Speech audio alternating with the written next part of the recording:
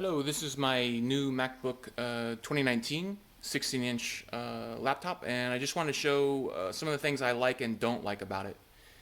So right off the bat, we all know that it has a larger screen, and that's always welcome, especially since it didn't get any bigger. I definitely didn't want this to be any bigger because I carry it around in a bag and it fits perfectly. So yeah, the new screen is pretty much the same. It has a little bit more pixel density, but it's only slight. It's like 226 pixels per inch versus 220. But ultimately, it's the same screen, just a little bit bigger, and yeah, it's welcome. So that's definitely a pro, and I like it. I also wanted to point out the speakers on this absolutely blow all the other MacBooks away. I don't know, probably can't tell, but it's got what we call bass, and it's really nice. It's not something I thought I needed, but and I don't need it, but it makes watching movies and watching videos really nice, or a better experience. So another thing about this is for the last 4 years or so, since 2015, they had a pretty bad keyboard or keyboard problem, and they fixed the keyboard basically by going back to the 2015 keyboard. They call it now the Magic keyboard, but it's just basically magic because this one works and the other one didn't work or it constantly broke. So I was worried about upgrading until I found out that they fixed the keyboard situation, and the keyboard's great. I just have to say. So another thing that's kind of nice is this larger trackpad. Although I'm kind of mixed on it, honestly, because I feel like my hands kind of don't have as much room to rest on the sides. But so I'm kind of mixed on this. It may, maybe a little larger than before, but it's a little bit too big. But no matter, it's pretty nice.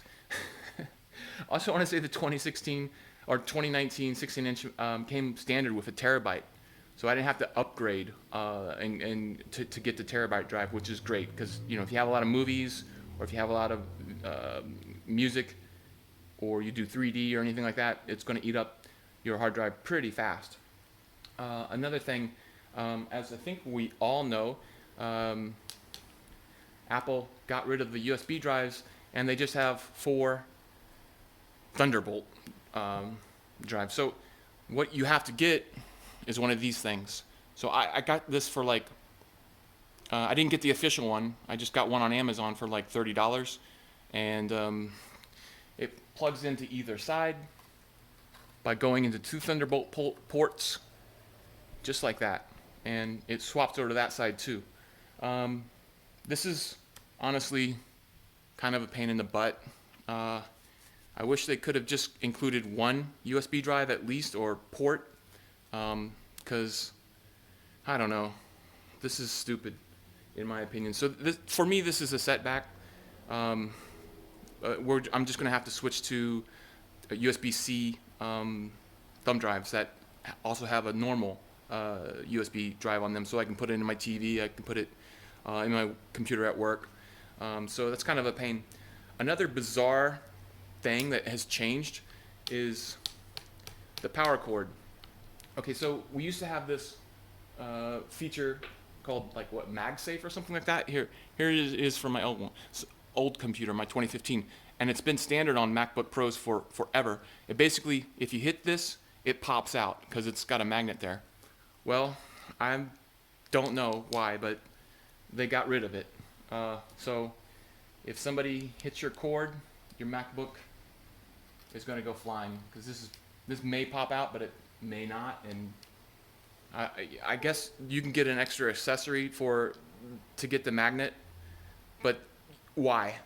Just why? Why it was so perfect, so frustrating. Anyway, that's a con, and stupid, bad Apple. Anyway, I also want to point out the nice thing about having a Thunderbolt ports is I can charge from any 4 ports. So I didn't think that was a big deal, but it actually is really nice. Because I can swap and it's not running across you, and you can sit further away from it. So that's really awesome. Overall, the form factor is exactly the same. Basically, height, width, weight, all that stuff. One other thing I read about that this MacBook is actually a little thicker than the past iterations, and then that allowed for more airflow because the other ones are running hot on your lap. And honestly, I've noticed this one get pretty warm on my lap too. And the last version of the MacBook Pro I had was a 2015, and it didn't get as hot as this, but this has got a ton more processing power. But I'm glad I didn't have the iteration before because I've noticed it get kind of warm already. But yeah, more airflow, more cooling. Go ahead and make it thicker in the future, in my opinion. Who cares? I don't want this thing to leave scars or start a fire on my jeans. One more feature I wanted to talk about, and that's the touch bar.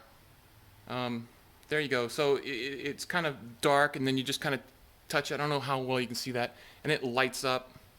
I've heard mixed things about it. My opinion after 3 or 4 weeks is mixed.